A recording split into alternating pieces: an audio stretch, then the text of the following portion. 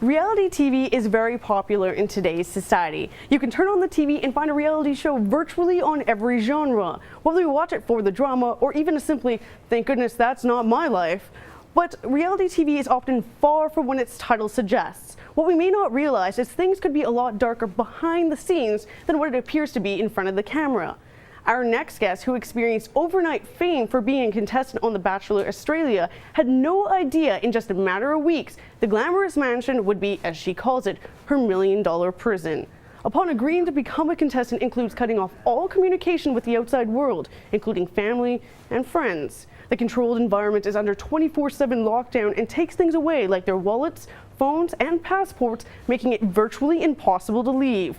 Is the tactic to get their contestants stir-crazy for better television, or should we really be asking ourselves, where's the line in reality TV production? This is Gelina. The soles of our feet, yeah, they move through the leaves, broken free from that golden canopy.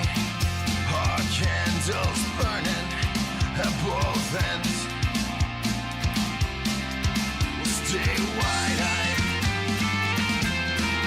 Stay wide-eyed. 'Cause sugar we're taking heavy fire, but always with such grace. Sugar we've been taken by the way. Sugar we've been taken away.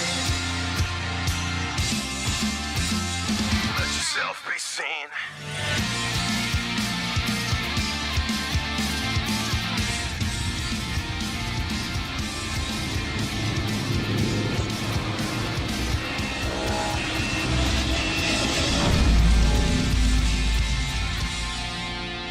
So tell me how it all began. How did you first get discovered?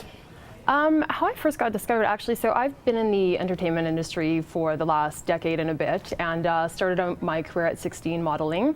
And here in Calgary, I kind of took a break from it, went to university, and it was the funniest story. I was actually in Banff at a hot tub, and all of a sudden, this woman starts talking to me, and she's like, "What's your ethnic background?" I'm like, "Oh, I'm Chinese and French."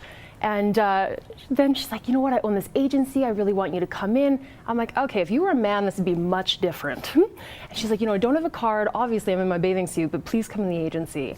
Went into the agency about a week later and ended up getting booked that day. And the next thing I know, I'm being sent to BC, filming on the top of a mountain, and it was just like downhill from there. And you were planning to move overseas anyway, and you chose Australia. What was your intention of going to Australia? You know what, I've always seen myself living overseas because I've traveled a lot throughout my life, both with modeling and just in general. And I went to Australia a few years ago, fell in love with it, and knew that that's where I wanted to start my new life. Right, and what was your job there? So I actually, something that a lot of people don't know is that when I first moved to Australia, I was actually a live-in nanny for a gay single father of twin boys in the outback. Yeah. Okay, and from there, how did you end up winding up on The Bachelor? Well, I mean, as you can imagine, being in the outback, not much to do. So watching TV one night, as you do in the outback, and this commercial comes on. It's like, "Now taking applications for The Bachelor Australia." And I was like, "Oh my God, I should totally do that show." And the dad that I worked for was like, "Oh my God, you totally should." I was like, "Okay." So we're like, a couple lines in, love and life, ha ha ha, didn't think much of it. And about 2 weeks later, I got an email saying, "This is your confirmation, this is your audition date." I'm like, this is a pretty quick turnaround. Like, did one of my friends find out? Like, is this a prank? Am I gonna be embarrassed? And sure enough, I called them and they're like, "Yep, these are your details, this is your date." And again, it was just all downhill from there. So were you at least excited? Were you looking forward to something what you thought would be glamorous and exciting? And what were your feelings when you first walked onto the property? You know what? I don't know what I was thinking at the time of applying. I just thought, you know what, this is fun, this is silly. I didn't see it going anywhere. And as I get further and further, I was excited, I was a little bit nervous, I was anxious. I'm like, what's this gonna entail? But this is gonna be a crazy adventure, and why not? And I'll never forget the first night that I got there, and you roll up to the mansion, you're in this limo and you're all done up and you're like, "This is it, this is the day I'm gonna meet like my real life Ken Barbie doll." And I walk out of the limo and I see the mansion, it's all lit up, and I'm like, wow, like this is really happening. And so I made it through the first night, and then consecutive weeks to come. And I just, you know what, had I known in my audition what it would have really been like, I would have never done it. So on that note, how can you compare what the excitement is when you don't really know what goes on in production, how people strive for something like that, compared to now experiencing it? Or is it completely different? Is it misleading? Completely different, completely misleading. There's so many things that people don't realize that go on. You know, people think, oh, a bunch of girls living in a mansion, how hard is that? And I'm like, we are sleep deprived. We are 20 women living together, which is scary. Let's just say that. And you know, on top of that, we don't have any contact with our family, with our friends, with the outside world. We're in this controlled, contrived environment where emotions are heightened as is. You're 20-odd women fighting for one man. And then on top of it, you're being poked and prodded by producers who have all of your personal information, who have done psychological tests on you, finding out your personality, finding out your fears, finding out your anxieties, and then plugging it into you just at the right moments to get a reaction. And it's abuse. I didn't know that. I wasn't told that in my audition. When I auditioned, I was a 26-year-old beautiful woman who is confident and full of life and independent, and I was so strong, nothing could take me down.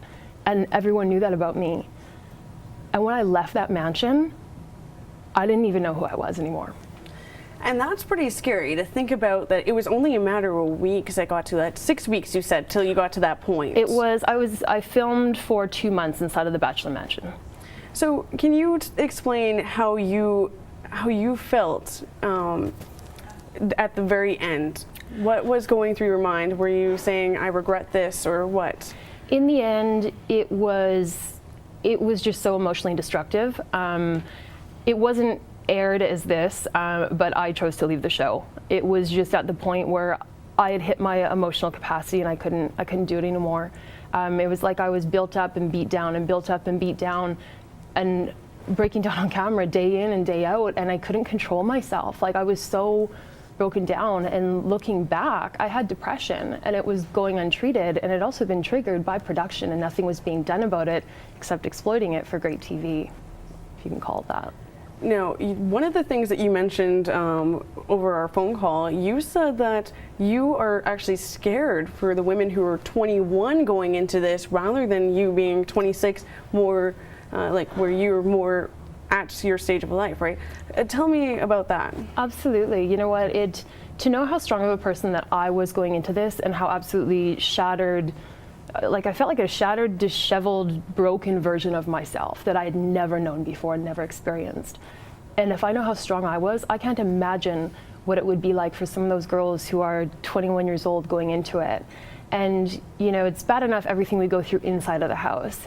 And then the show starts airing, and then it goes public. And the public can be your friend or your foe, and it's really hard. I had a couple of girls actually reach out to me on social media and be like, you know what, I applied for season 3, and like, should I do it? And I would look at their Instagram accounts, and I'm like, I see this like little girl almost. And I'm like, no. I was like, absolutely not.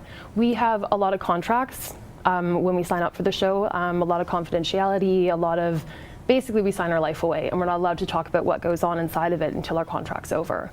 And I didn't care. I had to break my contract, and I had to talk to these girls because I couldn't imagine someone going through what I did. And what I told one of the girls that reached out to me was, when I went to my audition, they didn't tell me that I was going to be sitting on a therapist's couch, suffering from an eating disorder, depression, anxiety, and not being able to go into public some days, and having a fairy tale image become an absolute nightmare that terrorized my life for months. And from this, what do you want to show the world? What can you tell the world about reality TV production? And especially you can experiencing The Bachelor, which is a very heightened sense of drama. I don't really know. I guess don't believe everything you see. And the one thing that I say to people, a lot of what we go through too afterwards is a lot of social media bullying, which is huge. And I experienced a lot of it. I experienced a lot of backlash, and it was really difficult. You know, The one thing that I said to people constantly was, would you say this to my face? No. Don't say it to me on social media. Would you say this to your daughter? Would you say this to your coworker? Would you say this to your boss? Would you want someone to say this to your kids? Then don't say it to me, because it's not okay. Just because I'm on a television program doesn't mean I'm not a person. And people don't realize that, you know, one person can come up to you in a day and be like, wow, I don't like that top. And you're like, that was a bit rude. Imagine someone coming up to you time after time on social media and saying, you're a fat, ugly, stupid bitch. Go home to Canada. Get off the camera. You're disgusting. You don't deserve love. Imagine that hundreds of times a day and what that does to a person. And it's sickening. The amount of bullying that goes on. And if I had one message, it would be to respect other people. And if you wouldn't do it to your daughter, don't do it to me. If you wouldn't do it to a friend, don't do it to me. And don't do it to anyone else you see on TV, because it's not okay. It's still bullying. And that's the one scary thing about the internet. When you can hide behind the screen, you suddenly get confidence that you wouldn't do in real life. And it's been a global tragedy where women in particular have been victims of threats on social media. So what is for my last question, what's the one piece of advice that you can give anyone who's aspiring to live the fairy tale life? What can you tell them before they make that into a reality? I think for anyone who's out there wanting to live the fairy tale life, make your own fairy tale. Don't let it be anyone else's dream. If you want to be that starlet on TV, get an agent. If you want to marry your Ken Barbie doll, I don't know, maybe Tinder? What are people doing now? I don't know, but find them. Don't rely on other people for your dreams or for your happiness. That's something that needs to come from inside. And my biggest advice to anyone who is thinking about doing something like reality TV is to make sure you know what you're getting into, and you know, ultimately you need to love yourself and take care of yourself no matter what.